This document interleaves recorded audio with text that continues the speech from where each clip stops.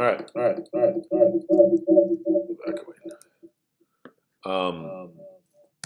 So the first thing we're going to do is I wanted to show you this part here. So when you get logged in, make sure you go through this access code.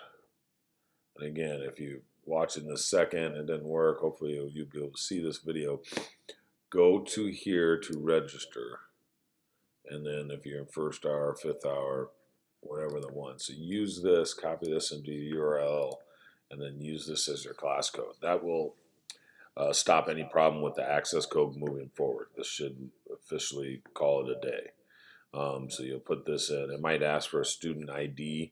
You just put in, 296408, whatever your ID is that you have. That's just kind of a number that they assign.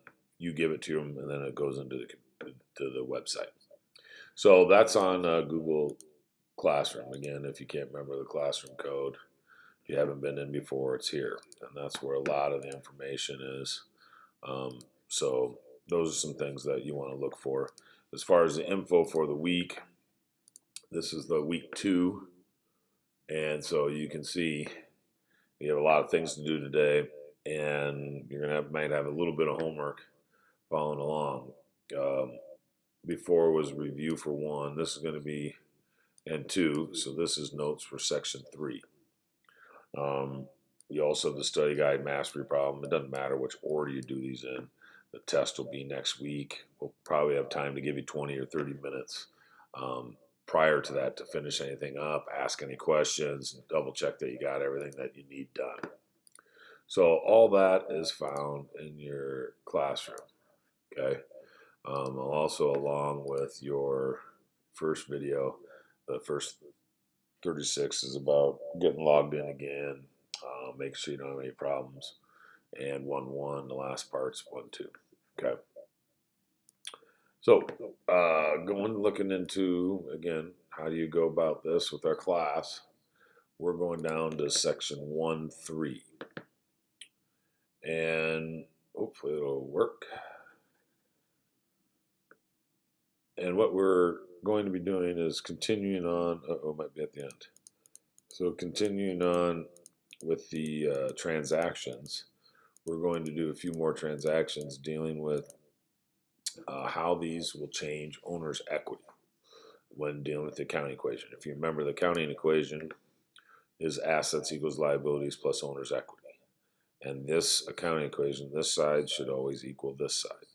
Well, for owner's equity, if you remember our sweat equity, what the owner, in our case, we're just doing of sole proprietorship, Michael Delgado, any money he puts in is his, along with any sales that he does.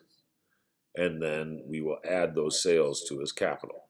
And we call those sales revenue. What's revenue? An increase in equity resulting from the sales of goods and services. Okay, when cash is received from a sale, as well as when a sale is made on account. When a sale is made on account, it's accounts receivable.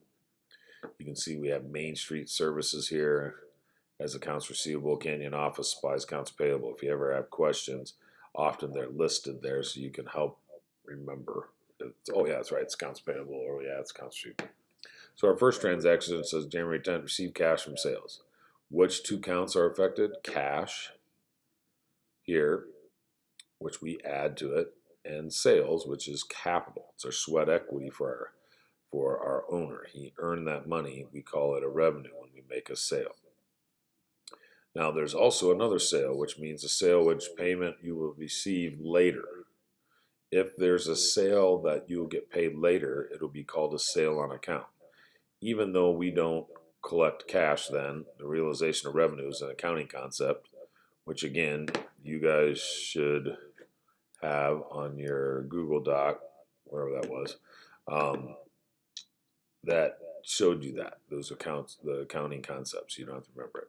But anyway, a sale for a payment, which we receive later, is a sale on account. So sold services on account to Main Street Services, $500. This is a good thing, all right? Sold services on account to Main Street. We go up here. Here's Main Street. We sold services. So when they sells services on account, we will receive that money later. That is a positive asset. We will get $500. The capital, the revenue, is increased. Even though we didn't see the money, we didn't record cash, we were going to get recorded under accounts receivable. Then we keep a running total, if you remember, of the balance, so then we know these people owe us $500. And then you have an accounts receivable company that would be sending out the bills. You always need to have all the numbers filled in for the balance line. When we have the transaction line, you just need the two. When you have revenue or expense or withdrawal, which we'll get to, you need to record it over here in the owner's equity section so we can kind of get used to it. Balance is here, transactions there, new balance. This side equals this side. Plus and plus, plus and plus. Pretty good. Pretty simple. So those are the two when we collect money for, or we make a sale on account or make a sale with cash. Now the next transaction, paid cash for communications bill, that is an expense. It'd be like a telephone expense or a utilities expense or a miscellaneous expense, repair expense, advertising expense. Any expense will lower capital. So how are we going to lower it? We subtract over here. But when we're paying cash, you know you're going to subtract cash, the asset cash of value as well. So when you subtract here and here, that equals the accounting equation, assets equals liabilities, owner's equity. So then you do your math, get your balances going across. I don't believe they ask us to add up each side, but that is a check that you can do real easy to make sure your accounting equation still equals. The cost of goods services used to operate a business is called an expense. These aren't negatives. They're just, the price of doing business. Now they give a bunch of different examples, but expenses decrease owner's equity. That's why we subtract. The capital is increased with investments and revenue, either sales on account or sale for cash, and it's decreased with an expense here. We have another expense says paid cash for equipment rental, which we will then say paid cash means minus cash. Equipment rentals, rental expense, which is an expense which we put under the capital to lower the capital. Take 3,520 minus there, bring the numbers down. Again, minus and minus, minus, minus on each side equally. Make sure that the accounting equation equals. Next two transactions here, receive cash on account from Main Street Services. So you look up here, what was Main Street Services? That's right, it was an accounts receivable. They had charged $500 to us previously.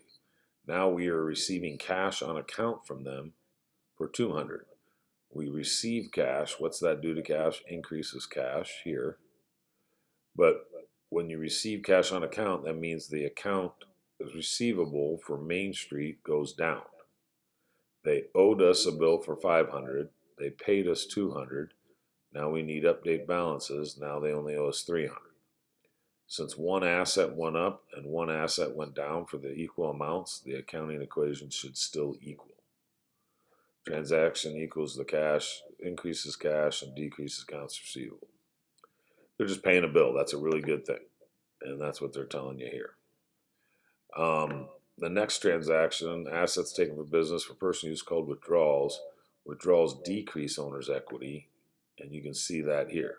So basically, it'd be Michael Delgado. It's his money. It's his revenue when he makes it, and his expenses, his money goes down when he pays expenses. If he wanted to withdraw some money for personal use, trip, something like that, he can do so. And usually it's a withdrawal, says withdraw equity in the form of cash. We used to say Michael withdrew cash for personal use. So it's sometimes worded differently. Withdrew cash from his equity, which is his capital.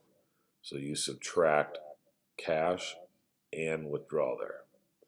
Subtract them and get a new balance. This side equals 2,890. These two equal 2,890. The accounting equation equals. Decrease in owner's equity because withdrawal is not a result of normal operations. It's not like an expense. That's why it's not considered an expense. And you are right, withdrawal there. This is just a review of the first 11 transactions, or these last 6 of the 11 transactions, how they affect owner's equity, the capital. When you receive cash from revenue, receive revenue on account, that's an increase to capital. When you pay expenses or have a withdrawal from equity, which is in the form of cash, taking cash out of the company, those are negatives or decreases. The overall net change is a positive. That means you're still making money, moving in the right direction. Nothing here on the forensics, and that should do it. So that is the transactions. We did the first 5. We did the next ones. End of lesson. Let's look at the working papers and how we want to go about doing this. Okay. Now this working papers is done, so we see that they ask you in the directions. Decide which accounts are being used, if it's an increase or decrease. Put a plus if it's increased, minus if it's decreased. Okay. Pretty simple. It's reviewing the last section that we did. Receive cash from sales. Receive cash means cash goes up, so we put a plus sign. Receive cash from sales. Sales is revenue. That is increasing capital. So you put a plus sign. You can leave the other ones blank. Sold services on account to Harmon Company. If you can't remember when you sold services on account, that's a good thing for us. When we sell something, that's good for our business. That's an account receivable. It's an asset. They're agreeing to pay us later. But because of that realization of revenue, we're still going to record it now so that we can bill them and we can start getting our money with it. We got to order the parts, blah, blah, blah, whatever. Sold services on account is a revenue stream for capital, so that increases. Pay cash for cell phone bill. Right away when you see paid cash, you know cash is going down. Cell phone bill is an expense. Normal operating, everybody has to have a phone, so we're going to subtract that from his capital. We increase capital with revenue and sales. We decrease capital with an expense. The 4th transaction here, receive cash on account from Harmon Company. We receive cash as a positive. What is Harmon Company? Well, that's who we sold services to. So they owed us money here. We recorded it. Now we need to subtract it when they pay so that we can lower their bill. So the asset cash increases when we receive cash.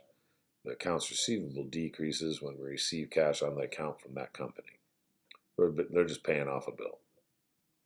The last one, owner drew equity in the form of cash. Owner's equity is Nathaniel, Nathan's little deal here. So he's got taking cash away, subtract cash, and capital is lower. Again, increase capital with revenue, decrease capital with expenses and withdrawals. Withdraw equity in the form of cash. So that is the work together. We are not doing the on your own, so we don't have to worry about that. You will then go ahead and do the application problem for 1-3. See if it comes up.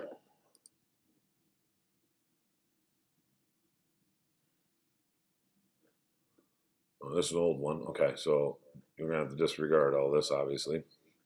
But for all these transactions in here, you're going to have to analyze the transaction, decide which accounts are being affected and how.